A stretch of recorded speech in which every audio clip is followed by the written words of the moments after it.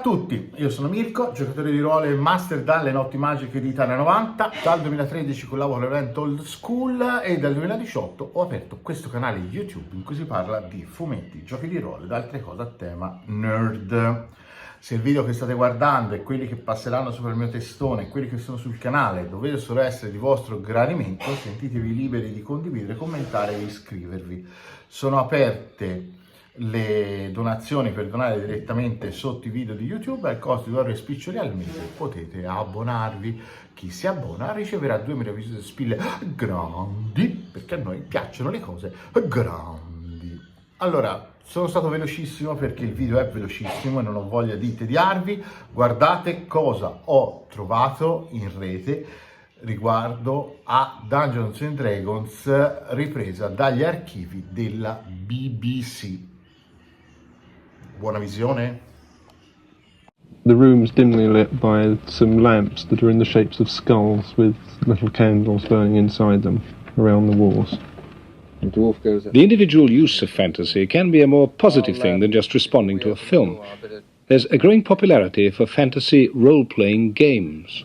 Yes, you get a very strong sense of evil coming from back straight away. coming from this direction over here, running in a line down that way. My cleric, bring me up, the cleric. Okay. He might be handy against evil. 3 of the players round the table have taken on roles of cleric, wizard and fighting dwarf. They face dangers in a dungeon of many chambers, with monsters and perils created and manipulated by the dungeon master. Around the wall are stood these figures. Oh dear.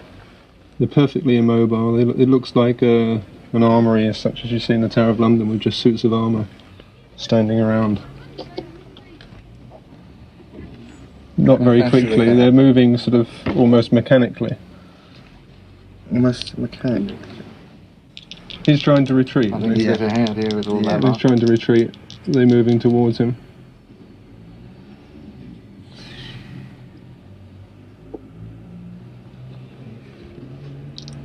Okay, he's trying to get out. This will he can strike a blow as he's retreating. Yeah. Right.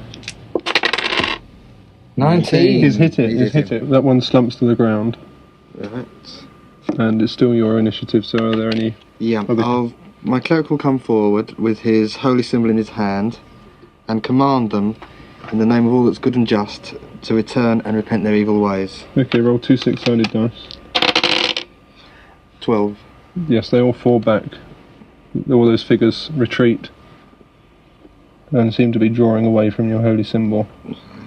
And they go back against the wall. Okay. Move towards the door at the end.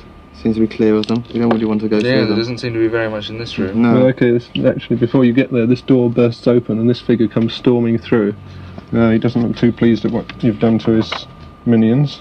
We don't look too pleased at him. He's a tall figure in black robes. You can see he's wearing black plate armour underneath the robes. He looks nasty. I'll command him to sleep. Doesn't he? You command him to sleep? Yeah. There's no reaction, nothing happens. I think I'll pop my head round the corner and try and charm him. I'll say to him, tell your suits of armour to get back to the walls. He says something in a strange language and We've got him. We've got him. There's a boom today in these role-playing fantasy games. It's called the sword and sorcery cult. People are turning themselves into wizards and demons, knights and clerics, and a bewildering variety of mythical figures, and going through medieval adventures equipped with magical powers. Every game needs a dungeon master who must draw up a dungeon, much as the one there, and they populate it. They have ideas, imagination, and it's a game in which you just sort of bring together all bits of ideas and imaginations that you've got from books. And where do you get the and your monsters own ones. from? Well, a lot of monsters are detailed in the rule book, but people tend to make up their own ones to suit their own situations and what they want to get from the game. You actually become the character you're playing. Instead of saying that the character does so-and-so, you actually say I, and mean it. I go to the door, I listen at the door. And when you are in extreme danger, you feel it and you get scared. The main appeal of the game really is that it's so much like living in a real fantasy world. It's the nearest thing you can possibly get. like reading a novel is something like Dungeons and Dragons, but you've still got, it's only a book. It's still only a piece of paper in front of you, whereas this is a lot more realistic. And you can actually die. You personally can actually die in this game. It can release some of your inner tensions.